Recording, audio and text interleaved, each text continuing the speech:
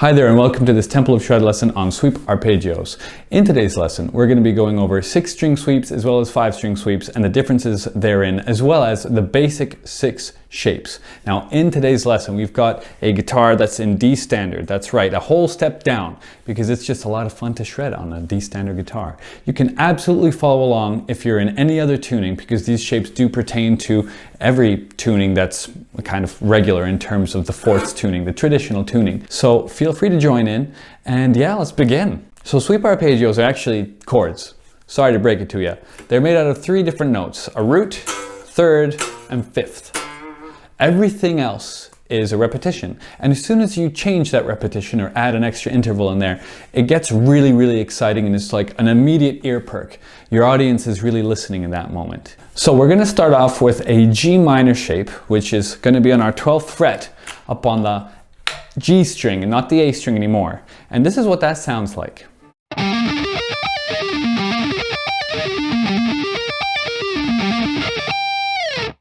So in that version of the sweep arpeggio, we're going from root, third to fifth. That's the way that it starts. So that's and that's exactly one after another in terms of intervals. The way that we would change this around if we were playing a 6-string version of this shape would be as if we play the 12th fret on our low string, on the D string here, because that's actually just the 5th, but we'd be skipping an interval in our sweep arpeggio. It would give it a bit of a more dynamic sound in terms of it's a skip, it's a jump. You miss an interval, but that's only if you really want to play 6-string sweep arpeggios. Here's the sound, the difference between the both of them.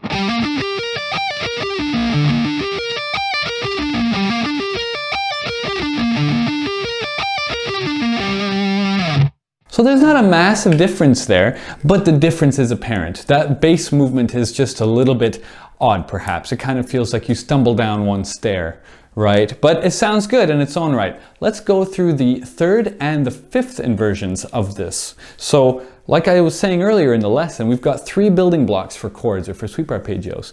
We just started to use our first note, our root. So let's go and move to those inversions.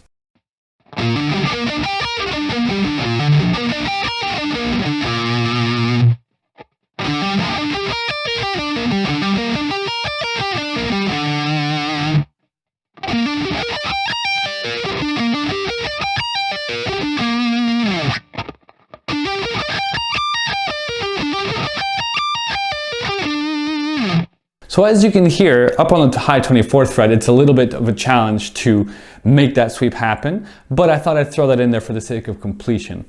The very, very popular 5th inversion of this minor sound is learned by most people who are attempting to sweep. I hope that that's familiar for you if you have any background with the sweep arpeggios. And that one's really, really great and fun because there's no obnoxious rolling of the fingers. So in terms of rolls, I highly recommend that you learn these shapes slowly but surely at first.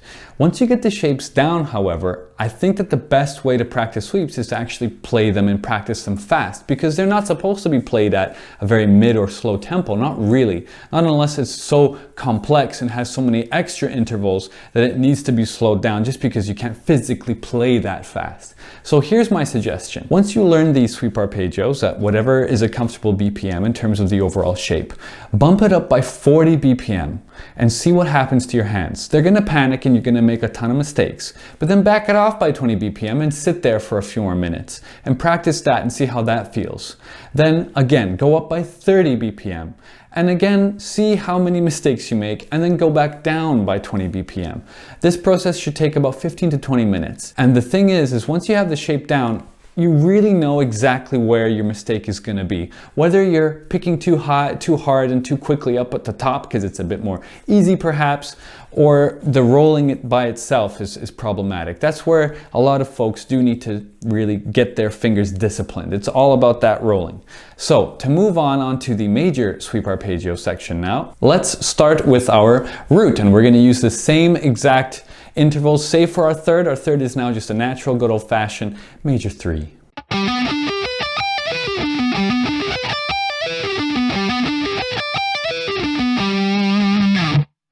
So So that one's really, really pleasant. I mean, you do have to learn how to roll with your middle finger, however, right? And don't forget that you're trying to be in perfect positioning for all of these little frets. When it comes down to it, you're not really squeezing the fretboard when it comes to sweep arpeggios. You're trying to have a light touch, but a confident touch. That's what it comes down to with sweeps. You're not trying to play hyper fast just yet, because you want to make sure that the clarity is there. So just enough to make the note sound good is my overall advice to you. All right, let's go through the third and fifth inversions of these.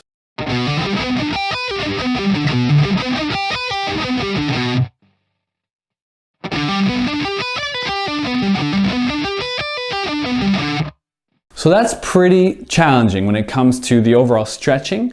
I recommend practicing every single one of these basic sweep shapes on every single fret that makes sense for your hands, because you have to make sure that you don't injure yourself. Sweep arpeggios can be quite tough and challenging on the fingers and on the literal spaces between the fingers there, right? So do take your time and get used to it. Warm up if you have to. Another suggestion I have is if you're coming in from the cold, or if you're coming in and you're just too hot but you're not warmed up, not really, I recommend doing a cold and then hot water kind of bath for your hands. It's kind of cold for a little while, you run them under the sink, and then hot for a little while.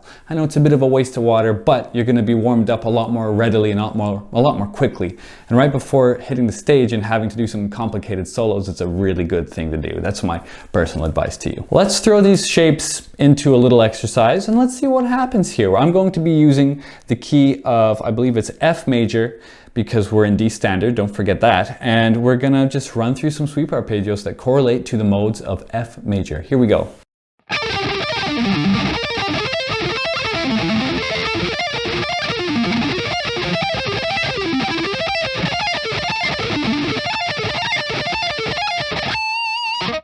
So that is a pretty fun, quick little exercise there.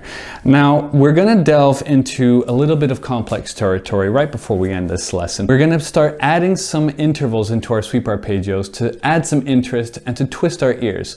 Again, I'm gonna be using the F major scale because it's the appropriate scale for this lesson. I don't wanna go into too far and too fast into foreign territory rather. So here we go. This is gonna be a fun little exercise.